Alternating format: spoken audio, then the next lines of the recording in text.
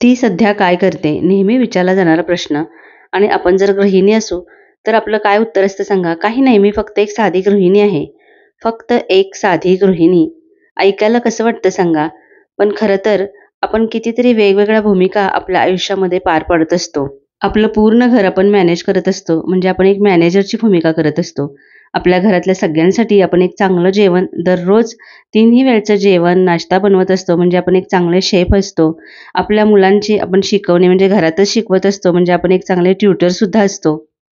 खरं तर आपण व्हॅल्युएबल आणि प्राइसलेस कामं करत असतो, पण त्याचं क्रेडिट मात्र आपल्याला कुणीही देत नसतं. अगदी आपण स्वतःसुद्धा स्वतःला क्रेडिट देत नाही. कारण की आपल्याला असं वाटतं की आपण इंडिपेंडंट नाही आहोत, काही कमवत नाही आहोत. आणि आपण जरी स्वतःला इंडिपेंडंट समजत नसलो ना, तरी बघा घरातील सगळेजण प्रत्येक कामासाठी आपल्यावरती डिपेंड असतात. आणि तरीसुद्धा आपल्याला विचारलं जातं की दिवसभर तू काय करतेस? आणि जेव्हा आपल्याला अशी व्हॅल्यू मिळत नाही ना, तेव्हा आपोआपच आपल्याला असं डिप्रेस्ड असं वाटायला लागतं. पण लक्षात घ्या, हे सगळं जर बदलायचं असेल ना, तर आधी आपण स्वतःला व्हॅल्यू द्यायला शिकलं पाहिजे. व्हॅल्यू युअर सेल्फ आणि रिस्पेक्ट युअर सेल्फ असा मंत्र आपण स्वतःलाच द्यायला पाहिजे. आणि हे सगळं करण्यासाठी स्वतःमध्ये काही चेंजेससुद्धा करायला पाहिजेत बरं का. कारण आपण जर 4-5 वर्षापूर्वी होतो तशाच आताही असू, म्हणजे मी इथं पॉझिटिव्ह विचारांबद्दल बोलते. आपल्या स्वतःमध्ये सुद्धा आपल्याला सतत चेंजेस करत राहायला पाहिजे आहे. सतत नवीन काहीतरी शिकायला हवं. आपलं स्वतःचंच आपण एक बेस्ट व्हर्जन बनण्याचा प्रयत्न करायला पाहिजे. आणि स्वतःमध्ये जर पॉझिटिव्ह चेंज करायचं असेल ना, तर काही गोष्टी या आपल्याला कराव्याच लागतील. तर त्यासाठी पहिली गोष्ट म्हणजे आपल्याला ॲक्टिव्ह आणि पॉझिटिव्ह राहता आलं पाहिजे. ॲक्टिव्ह आणि पॉझिटिव्ह कसं राहता येईल? तर आपल्याला बिझी राहायला पाहिजे. म्हणजे सतत काहीतरी काम करण्यात आपण बिझी राहिलो ना, तरच आपण ॲक्टिव्ह राहतो. जर आपण आळशीपणा करत राहिलो ना, म्हणजे सतत आळस करत राहिलो कामाचा, किंवा दुपारची झोप फक्त एक 15-20 मिनिटं घेतली तरी चालते. त्यापेक्षा जास्त जर 2 तास, 3 तास अशी जर झोप घेतली ना, तर मात्र आपण आळशी बनत जातो. आपण ना जसं आपल्या शरीराला सवय लावू तसे आपण बनत जातो. म्हणजे आपण दिवसभर काम करत असतो, म्हणून दुपारची थोडा वेळ आराम करणं गरजेचं असतं. पण तो आराम म्हणजे थोडा वेळ असावा. दुपारची पूर्ण दुपारच जर आपण अशी आराम करण्यात घालवली, तर आपल्याला मग बाकीची कामं करायला वेळच नाही मिळणार. या जगामध्ये शिकण्यासारख्या कितीतरी गोष्टी आहेत. त्यामुळे आपण सतत काहीतरी शिकण्याचा प्रयत्न करायला पाहिजे. त्यामुळे होतं काय, की आपण फिजिकली आणि मेंटली सुद्धा ॲक्टिव्ह राहतो. शाळेत असताना वाचलेला एक सुविचार आठवला. आलसस्य कुतो विद्या, अविद्यस्य कुतो धनम, अधनस्य कुतो मित्रम, अमित्रस्य कुतो सुखम. म्हणजे आळशी माणसाला कधीही विद्या मिळत नाही, आणि ज्याच्याकडे विद्या म्हणजे ज्ञान नसतं त्याला धन मिळत नाही, आणि ज्याच्याकडे धन नसतं त्याला मित्र मिळत नाहीत, असा तो सुविचार होता. मला सांगायचंही एवढंच, की आपण काय काम करतो ना, यावरून आपली व्हॅल्यू ठरवली जाते. म्हणजे जरी आपण घरातीलच कामं करत असलो ना, तरीसुद्धा आपल्याला जर व्हॅल्यू, रिस्पेक्ट हवा असेल ना, तर आधी आपण स्वतःला तसं बनवायला हवं. आपल्यामध्ये वेगवेगळे गुण असतात, ते आपण आत्मसात करायला हवेत. आपण कॉन्फिडंट असायला हवं. एखादी व्यक्ती कॉन्फिडंट कधी असते सांगा? जेव्हा एखाद्या गोष्टीचं त्याला पूर्ण ज्ञान असतं ना, तेव्हाच तो कॉन्फिडंट असतो. त्यामुळं घरातील किंवा बाहेरील कोणतीही गोष्ट असू देत, आपण जी करत असतो त्याबद्दल आपल्याला पूर्ण ज्ञान असणं खूप गरजेचं आहे. आणि हे तेव्हाच मिळतं जेव्हा आपण काहीतरी शिकण्याचा प्रयत्न करत असतो. आणि जसं मी मगाशी म्हटलं, की value your self, respect your self, तसंच आपण अजून एका गोष्टीचा रिस्पेक्ट करायचा आहे, तो म्हणजे आपल्या वेळेचा. आपण काय करतो सांगा? आपल्याकडे वेळच वेळ आहे असंही म्हणतो, आणि वेळ जात नाही असं सुद्धा म्हणतो.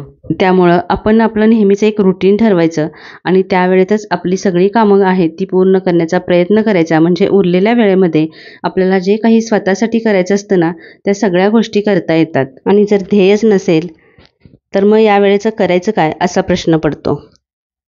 आता कोणाला वाटेल, की या वयामध्ये काय ध्येय बघायचं आणि काय करायचं या सगळ्या गोष्टी करून. पण काही गोष्टी या स्वतःच्या सेल्फ रिस्पेक्टसाठी सुद्धा करता यायला पाहिजेत. म्हणजे आपल्याला स्वतःलाच आधी माहिती असायला पाहिजे, की आपल्यामध्ये काय कॅपॅबिलिटी आहे ते. म्हणजे आपल्या बुद्धीला चालना मिळेल अशा गोष्टी आपण करायला पाहिजेत.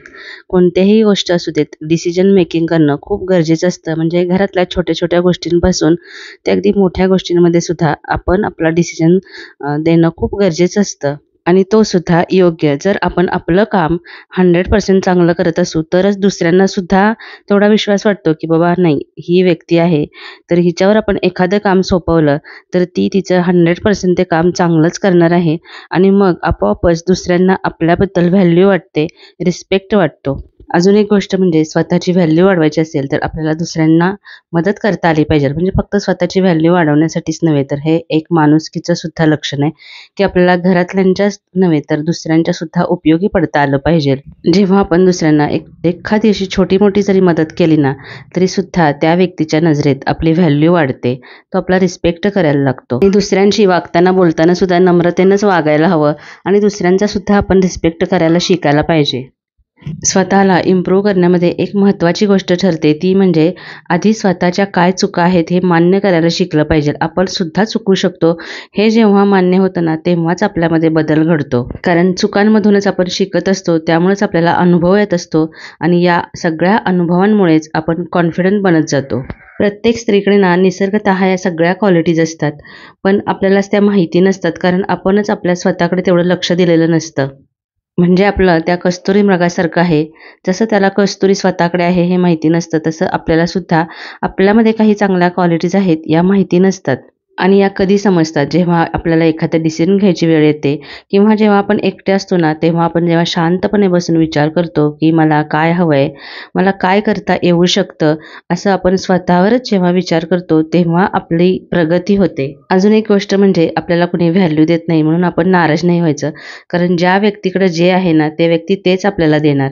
जर त्याच्याकडे प्रेम आहे तर तो प्रेम देईल, जर त्याच्याकडे राग आहे तर तो राग देईल आणि तिरस्कार असेल तो तर तिरस्कारच देणार. त्यामुळं आपण सतत दुसऱ्यांच्याकडून अपेक्षा नाही करायची, तर आपल्या स्वतःलाच कसं इम्प्रूव्ह करता येईल हे बघायचं. कारण आपण दुसऱ्यांना बदलू शकत नाही, त्यापेक्षा स्वतःला बदलणं खूप सोपं असतं. जसं की बघा, एखादा खराब रस्ता असेल आणि त्याच्यावरून आपल्याला चालायचं असेल तर त्याच्यावरती आपण कार्पेट टाकून चालू शकत नाही, फक्त चप्पल घातली तरी आपलं काम होतं. तसंच हे सुद्धा आहे.